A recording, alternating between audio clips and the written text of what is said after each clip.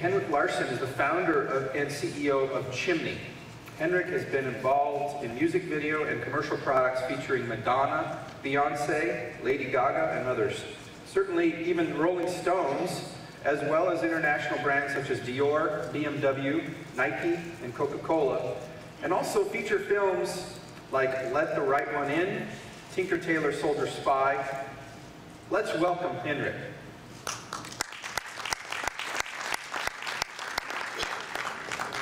Very nice introduction. Here's your clicker. That's my clicker. Thanks. So, good morning or good afternoon, I would say. I'm completely jet lagged. I was up at 2 a.m. So maybe next year we can start at 3 a.m. So I'm the founder and the CEO of the Chimney Group, European-based. We were a post-production facility in the past, but we are now what we call ourselves a creation agency. I'll get back to talk a little bit about that later. So today, Chimney is in 5 countries. We have several offices in some of the countries, especially in Sweden. And we have 260 employees, 200 artists spread around the group. And we usually brag and say that what we have produced, as you see, about 1 billion people, which is actually probably true since we produced the Indian Cricket League campaign last year. And that was probably seen by 400 million, only that one. And we started off 20 years ago in Stockholm, Sweden. We then were just a post-production facility, working on music videos, working on TV commercials.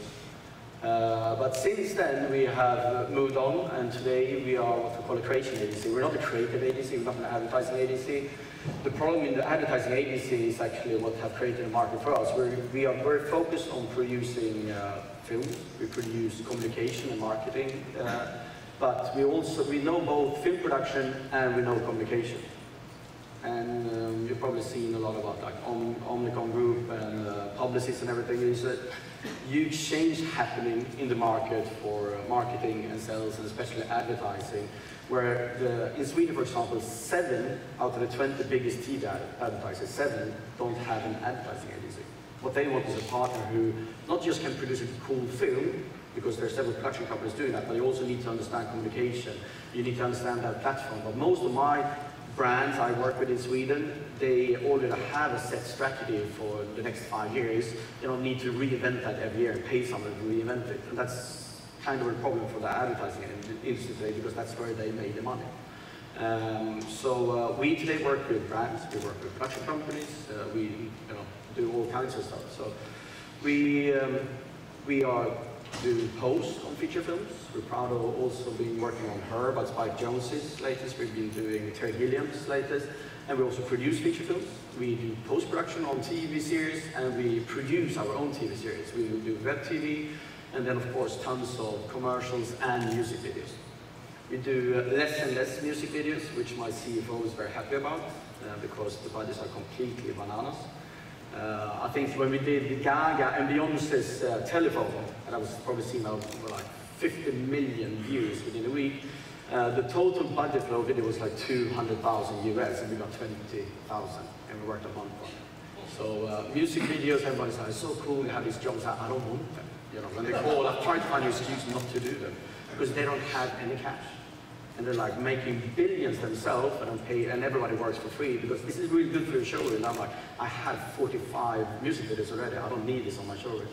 But it's inspiring for the young artists anyway. Okay, sorry. So this is our showreel, there's some examples.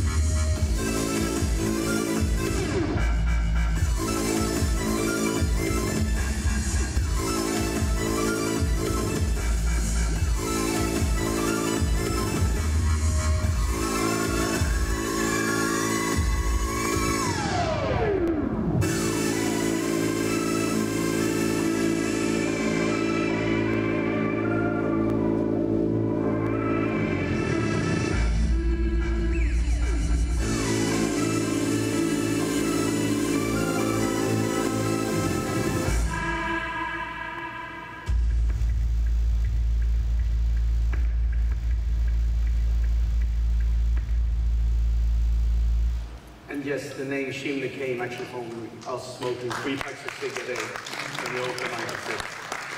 It's usually the first question I get, why the hell Chimney? So, you know, we started 20 years ago, a long time ago. It was still legal to produce films like this. And in those days, we were all STI. There were some black box solutions from Contel, but you know, the software-based solution were all STI.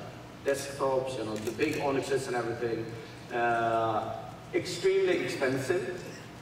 We bought the Flames and the Infernos from Discrete now Autodesk in the mid-90s for $1 million US each. It was like 300K for the software and 700K for the hardware. Super expensive stuff. And of course, even though they were expensive, it was very, very slow. You know, some of the software packages out there, if you use Maya or whatever for 3D, they have really, you know, advanced and much better today. But even in those days, some people did amazing stuff 20 years ago with these slow things. But the big difference for us is actually the hardware performance that have increased now, making it possible for us to do 10 re-renders instead of just 1. In those days, it took me like 3 days to render something. So after 3 days, I looked at the render and I thought, shit, this was wrong. There was no time to render anything. You have to retouch and fix it later on in compositing. You had, you know, of course, we could have had 500 processes for rendering. We couldn't afford that in those days. So 20 years ago, rendering actually affected the end quality. Software limitations, there was no off-the-shelf product. Today we have, you can get, if you want to do smoke and explosions, there are like plugins for that one. If you want to do liquids, there are 5 software, you just do liquid and water simulation. In those days we programmed everything. So of course, like we didn't do, you know, it took us 4 weeks or something to set up a scene to do a liquid simulation, and then the renders were not good enough. So that was 20 years ago. And then also, in those days, what happened, and this is goes to all the markets where we are now here, also in those days, clients really shopped around because they didn't produce that many films, so they had time to really pick like the dream team for each production. Somebody was doing the sound design, somebody was doing the effects, we were grading there, we were finishing at that place. So like, we were 5 different suppliers on post for one TVC for TV, 20 years ago. Monitoring. You know, if hardware was a problem, monitoring was an even worse mess. So in each room, we had, we could afford like a 20-inch Sony broadcast monitor.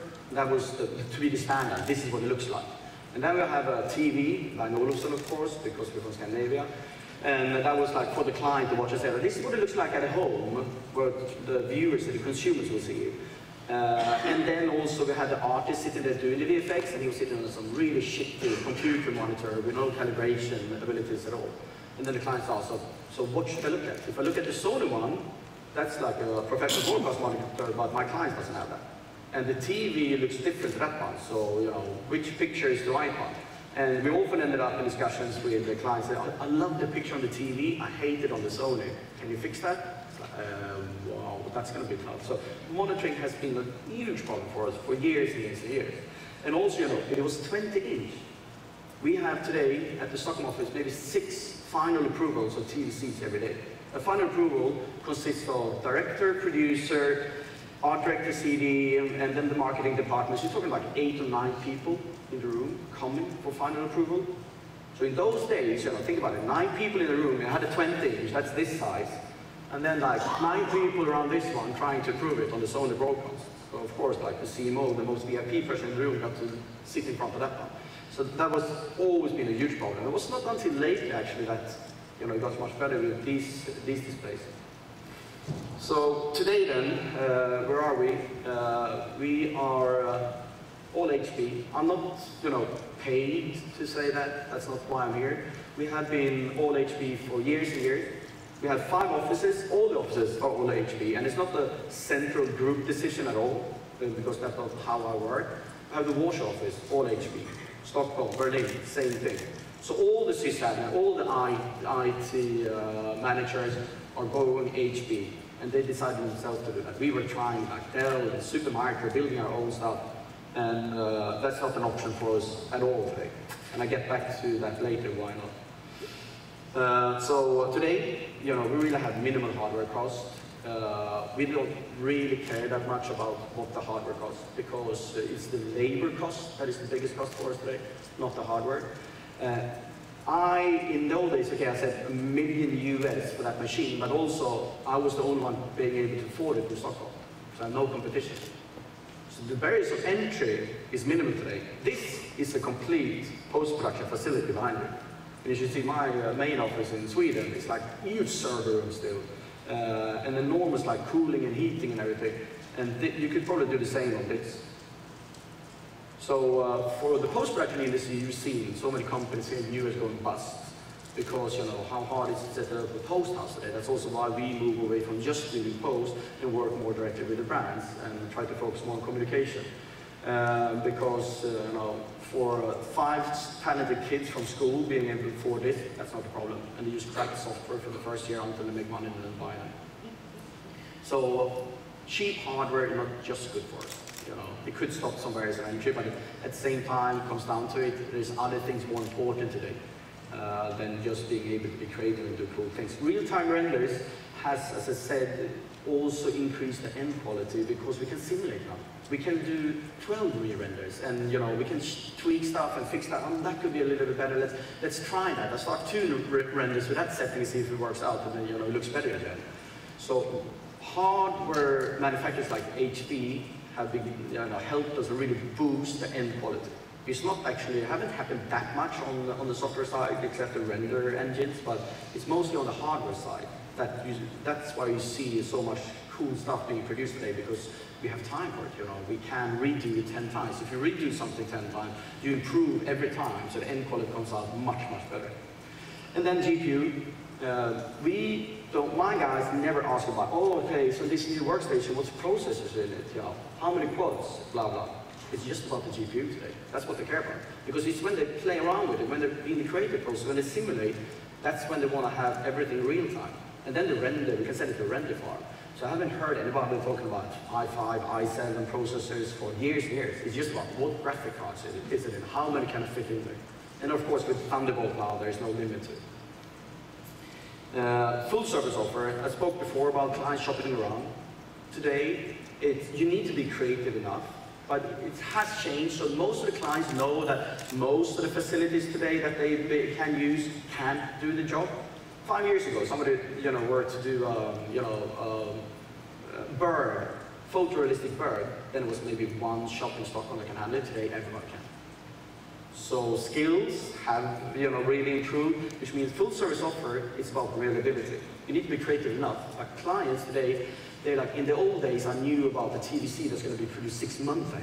That was the big, big thing, you know, for a football channel or whatever. Everybody heard about it, everybody planned for it. Now my clients sitting at my place, they plan the next 2-3 shoots while they're working with me. So it's all about reliability. They don't want to have any problems. Just get it through, and of course, end quality is important, but reliability today is more important and a stronger selling factor than being creative.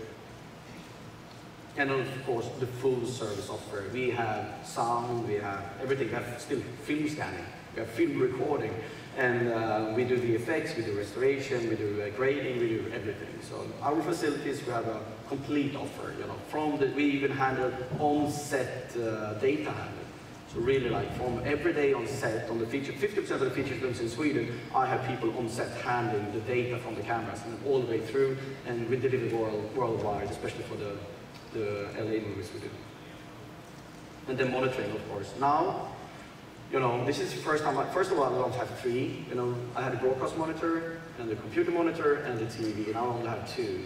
So I have one calibrated one for the workstations my artists sit in front of, and then one for the client. It all looks the same. I can also make sure that all my VFX artists have the same view of things. In the past, it was really shitty CRT computer monitors that they were sitting on, creating these cool 3D effects for 3 months, and then it came up to the finishing room and it looked really strange, because that was the only place where you could afford to have a broadcast monitor. So today, everybody sees the same thing, which is a huge improvement for our industry. And also in all my offices, you know, I can make sure that everybody have the same things. If I do some shots for my Berlin office and I look at it, I know it's going to look the same. That said, there are still a few offices that use broadcast monitors, OLEDs, mostly Sony's. Germans, sorry to surprise you, that they are very conservative and still want the broadcast monitors, but the other offices are actually super fine with these calibrated monitors. And also, I think clients have realized there is nothing what you see is what you get. because all of you have LED TVs with some, color enhancement function turned on. So everything was cracking then anyway, and it's different. So there's no. So the next big thing for us is actually to centralize our processing power. Centralizing processing power meaning getting the HP workstation in the co-location, getting all the offices with fiber, and then using mobile workstation. Sweden, and Denmark, we're in the Nordic part of Europe, which is a problem. The weather sucks. It's winter and dark 6 months there. And I have guys sitting on a feature film doing the effects for 2 months, 3 months, a team of 3 guys. Why be in Sweden? It's minus 25 degrees, you never see the sun, it's 2 meters of snow. I wanted to do mobile. I wanted to be able to pack up your laptops, move, go down to Barcelona, rent an apartment for 3 months. Makes me a much better employer, and it also makes them happier. Otherwise they are going to apply for work somewhere else. So it will downsize our IT costs by doing this, because we can also share the resources in the group, where like everybody in the group can hook up to one colo. So the problem we have today is actually when it comes to software. Licensing of software. We have a central license server. We can just put everything there and make everybody hook up with VPN.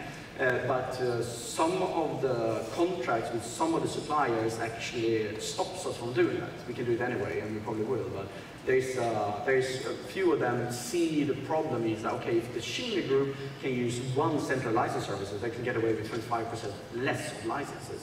Because I always have a spare capacity. That's why I'm a reliable supplier. People know I can deliver within hours, because I always have spare capacity. It's not like, okay, come back in a week. So that spare capacity costs money. So as I said before, hardware price or cost is not important. If I buy a pretty expensive HP workstation for 10K, I write it off over 3 years. It's $2 an hour. I usually write it off now in 1 year, so it's $6 an hour. But it's really a minimal cost. I do not really care. I shouldn't say that in front of HP, but I don't care what it costs. And that goes for everybody in my industry. Probably some enormous VFX houses with 5 million workstations, they do care. And other markets, low-cost countries, then $2 an hour is quite a lot. That's probably the salary of the employee. But most of our industry, we don't care about that. We care about other things. So if it was double the price, it doesn't matter. My business case is not affected. Because $2 an hour is what I pay for the hardware, and for my big room, my big suites, like with the flames and everything, I charge $850. So $2 out of $850 is, in my business case, my hardware cost. So really, that's not what's important for me. So what is important then? It's actually funny now sitting here in the morning and watching the slides for HP, because I had no guidance in doing this presentation, and then these 3 top words, reliability, innovation, was actually in your slides as well. And that's actually why all my guys go for HP. That's why we go for it as well. We are so busy all the time. If we have any hardware problem, it doesn't matter if I have a super duper platinum diamond support contract, because when I have those 9 clients in my room and something happens, then I have 2 minutes to fix it, maximum, and they're going to be pissed off. So what support contract can anybody offer me that's going to solve that? Nothing. So what I need is something that makes sure it never happens. Because if I screw up one job, one delivery, I'm supposed to have approval at 4 o'clock, delivery to all the TV stations at 6, and I miss that one, that costed me tons of money. If I'm down for half a day, then it affects like 10 jobs being booked afterwards, because the next day there's a new product coming in, my guys have to work evenings, getting tired, and it affects the next client, which doesn't make them happy. And then also innovation.